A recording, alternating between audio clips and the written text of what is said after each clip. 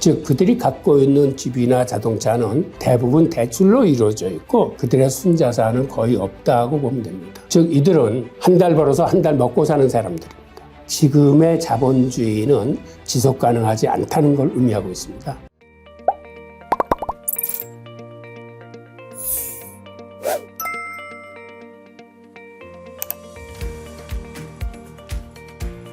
안녕하세요.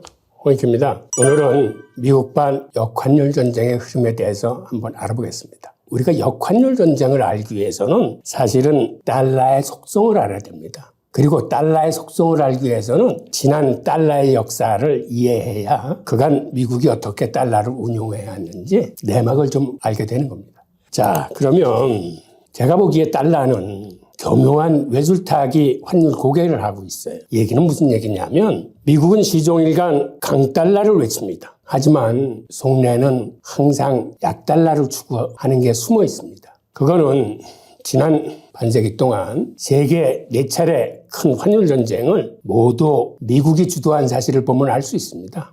지금 이 자료에서 보면 1차 환율전쟁, 2차 환율전쟁, 3차 환율전쟁, 4차 환율전쟁이 자료에 나와 있는데 이 환율전쟁이 모두 미국이 일으킨 겁니다. 미국은 달러를 많이 발행하면 할수록 미국의 이익에 부합이 됩니다. 그래서 미 연준은 근원 인플레이션 2% 이내에서는 달러를 무제한 발행합니다. 특히 1971년 8월 닉슨 쇼크 이후 달러는 금과의 고리가 끊어지면서 그 이후 무제한 발행하기 시작했습니다. 그 결과 어떻게 됐을까요? 근본이자 하에서는 세계 총상생량 대비 달러 발행액이 한 50%에 불과했습니다. 그런데 금과의 고리가 끊어진 이후 달러의 발행액은 10년 단위로 기하급수적으로 늘어나기 시작합니다. 즉 GDP 대비 금융자산 총액을 이제 자본집적도라고 부르는데 이 자본집적도가 1970년에 50%에 불과했던 게 1980년에는 109%가 되고 1990년에는 263%가 됩니다. 그리고 2000년에 310%, 글로벌 금융위기 이전인 2007년 같은 경우 선진국에서는 400%가 돼서 이 시기에 금융자산이 자그마치 8배 이상 늘어납니다. 이 얘기는 무슨 얘기냐면 근로소득이 연 3, 4% 증가할 적에 금융자산 소득은 한 15% 내로 증가함으로써 근로소득에 비해서 금융자산 소득이 한 4, 5배가 많아지는 걸 의미합니다. 그러면 어떻게 될까요? 이렇게 소득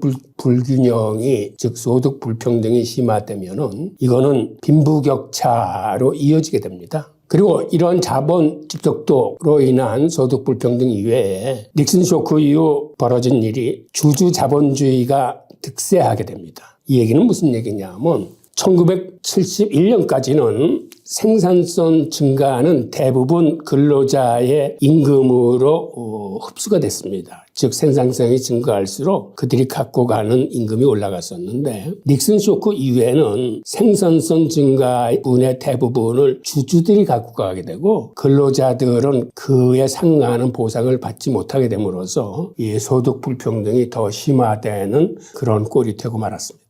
즉 이 두 개가 합쳐져서 자본 집적도의 축적이 10년 단위로 기하급수적으로 늘어나면서 근로소득에 비해서 금융자산 소득이 한 4, 5배 더 많아지고 그다음에 주주자본주의 득세로 인해서 근로자에 비해서 주주들의 소득이 높아짐으로써 이게 극심한 소득 불평등을 만들어내고 이게 바로 오늘날 금융자본주의의 본질적인 문제가 됩니다. 지금 이 그래프는 미국 연준이 2017년도에 발표한 자료입니다. 이 자료에 보면 소득 점유율이 올라가는 계층은 맨 밑에 있는 최상위 1%뿐이 없습니다. 차상위 9%는 현상 유지를 하고 있고 나머지 국민 90%는 지금 그래프에서 보시는 것처럼 계속 소득 점유율이 떨어지고 있습니다. 이 문제는 크게 저희들한테 두 가지를 알려주고 있는데요. 하나는 최상위 1%하고 차상위 9%를 합한 즉 상위 10%의 사람들이 전체 소득의 절반 이상을 갖고 가고 있습니다. 이 문제는 우리가 쉽게 이해하기 위해서는 10명이 사는 사회를 한번 가정해 보겠습니다. 그러면 돈 잘 버는 한 사람이 나머지 9사람보다 돈을 더 많이 버는 걸 의미합니다. 그러면 사회적으로 어떤 일이 일어날까요? 나머지 9사람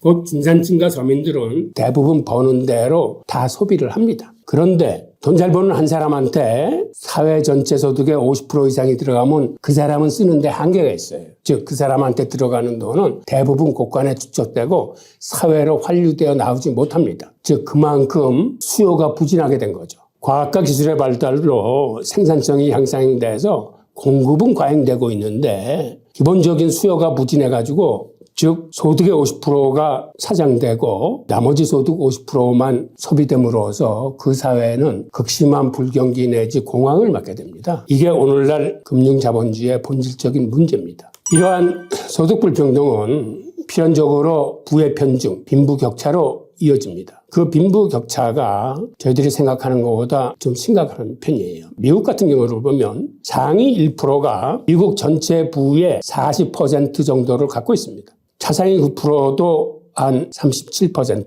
그래서 상위 10%의 부의 합이 한 77% 됩니다. 이건 뒤집어 얘기하면 나머지 국민 90%는 미국 전체 부의 한 23%를 갖고 있다는 얘기고, 특히 문제는 하위 50% 같은 경우는 거의 갖고 있는 자산이 없습니다. 미국 전체 부의 1.4% 정도를 갖고 있는데, 즉 그들이 갖고 있는 집이나 자동차는 대부분 대출로 이루어져 있고 그들의 순자산은 거의 없다고 보면 됩니다. 즉 이들은 한 달 벌어서 한 달 먹고 사는 사람들입니다. 그런데 오늘날 같은 팬데믹이 들이닥치면 이들한테 직접적인 타격이 가게 됩니다. 이들이 실업으로 해서 직업을 잃거나 하면 한 달 벌어서 한 달 먹고 있는 사람이기 때문에 이 하위 50%의 붕괴를 막기 위해서 미국 정부는 그간의 통화정책이 아닌 재정정책으로 이 사람들을 부양해야 되는 거죠. 그리고 여기에 또 근본적인 문제가 하나 있는데, 국민 90%의 소득 점유율이 계속 줄어들고 있다는 얘기는 중산층이 점점 소멸되고 가고 있음을 의미하는 겁니다. 1970년대까지만 해도 미국의 중산층이 전체의 70% 이상이었는데 최근에는 미국의 중산층이 40%대로 줄어들고 있습니다. 이러한 시스템에서 중산층이 계속 줄어들어서 하류화되고 있다는 얘기는 지금의 자본주의는 지속 가능하지 않다는 걸 의미하고 있습니다. 자, 이 그래프는 미국의 하위 50%가 전체 부의 1.4%를 갖고 있다는 건데, 이 자료도 연준이 발표한 자료입니다. 지금과 같은 금융자본주의의 문제는 지금의 통화금융 세력하고 정부가 일종의 금권정치에 의거해서 하나의 방향성을 갖고 이들이 스스로 이러한 자본주의의 본질적인 문제를 자정시킬, 개선시킬 그런 능력이 이제 부재함을 얘기를 해주고 있습니다.